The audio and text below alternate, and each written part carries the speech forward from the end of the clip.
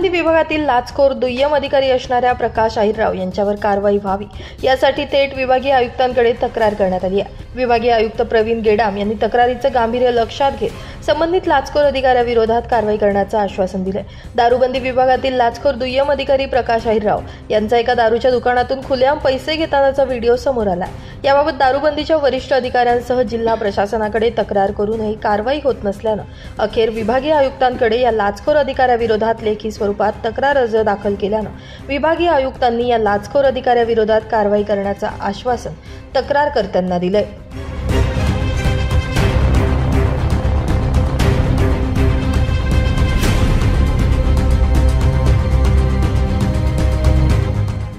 Bureau report, माझा Maharashtra news, Dhule.